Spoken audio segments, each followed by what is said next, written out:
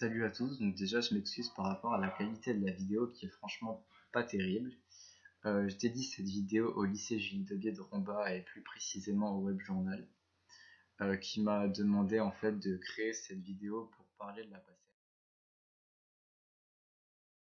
En PACES, il existe 4 amphis, 3 à Nancy et 1 à Metz. Je vais vous parler du fonctionnement de la PACES, de l'emploi du temps, etc. Tout d'abord, vous allez devoir choisir dans quel amphi vous voulez être affecté et si vous voulez être en vidéo transmission ou suivre les cours directement dans cet amphi.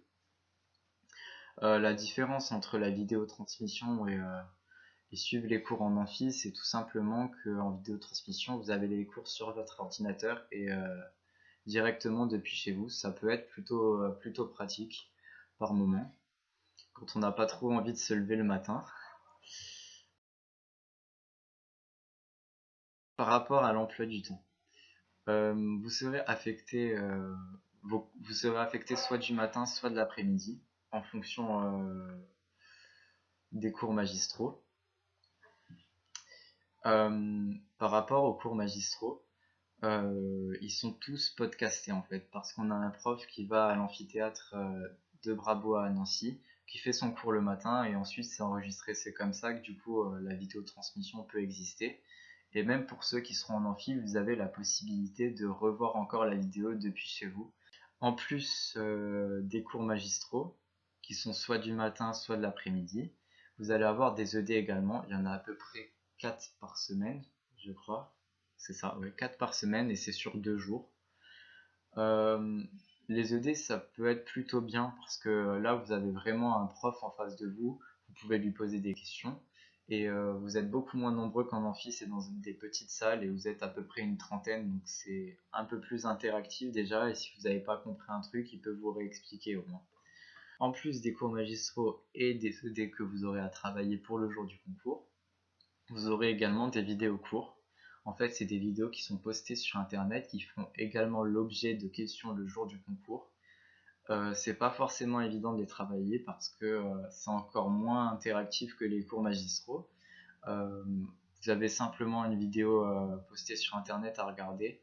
Il faut prendre des notes et apprendre par cœur. Je sais que en maths, on a à peu près un quart des cours qui sont en amphi et tout le reste c'est en vidéo cours.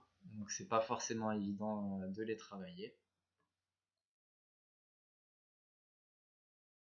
Alors, ensuite, au niveau des méthodes de travail, moi j'étais de l'après-midi, donc du coup je bossais tous mes cours les matins, bon, sauf les jours où j'avais ED parce que forcément les matinées étaient bloquées aussi.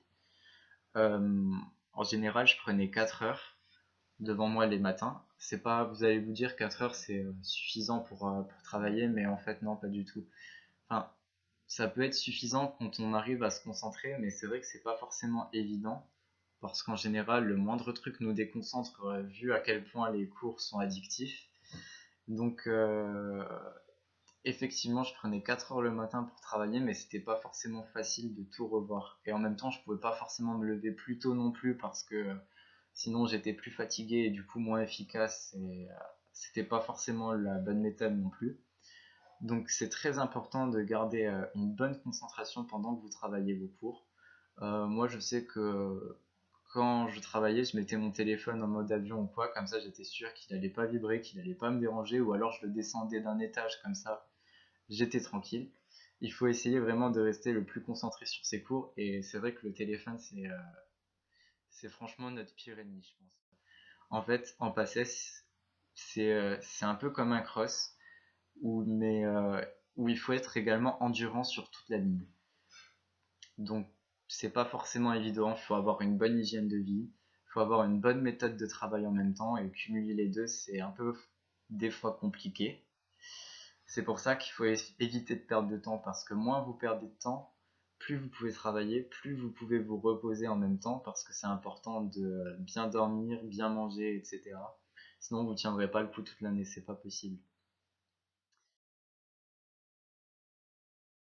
Si vous êtes fatigué, vraiment fatigué, moi je vous conseille de prendre 15-20 minutes et de faire une bonne sieste. Ça peut vraiment vous aider.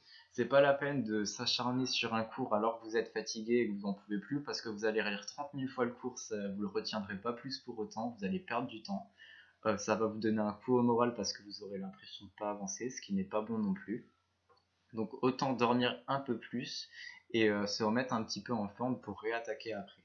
Moi je vais pas vous mentir, les sorties, les soirées, vous allez être obligé vraiment d'en bannir quasi la totalité parce que c'est pas possible de cumuler et travail et sortie.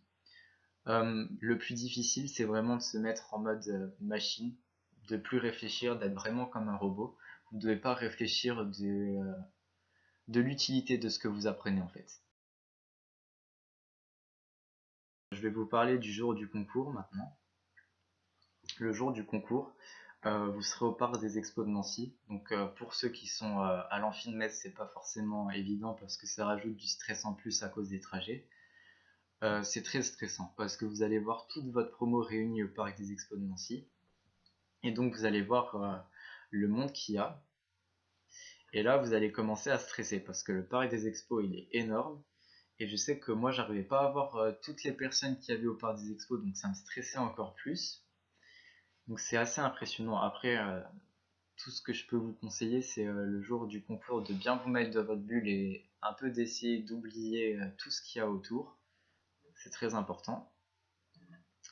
Je sais pas si vous le savez, mais toutes les questions le jour du concours quasiment sont sous forme de QCM, sauf pour l'UE7 où il y a un petit peu de questions à réponse ouverte.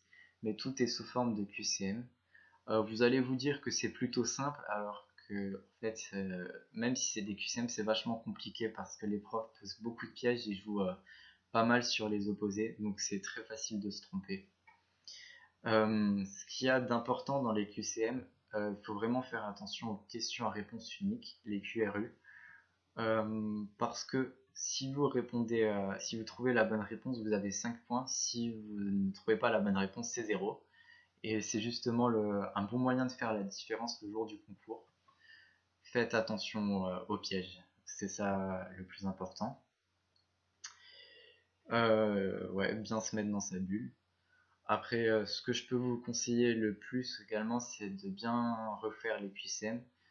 Pour ceux qui n'ont pas de prépa, parce que la grande question c'est est-ce que c'est utile de prendre une prépa? Effectivement, la prépa, ça peut être un avantage comme un inconvénient. Ça dépend en fait vraiment de vous, ce qui vous convient le plus. Parce que la prépa prend du temps également. C'est en tout cas ce qu'il y a de plus important prépa ou pas, c'est de bien refaire les QCM. C'est très très important.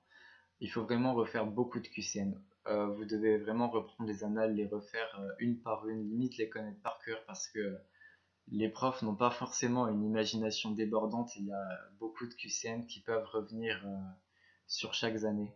C'est souvent le même type, donc c'est vrai que ça peut vraiment vous apporter un plus de bien refaire les annales.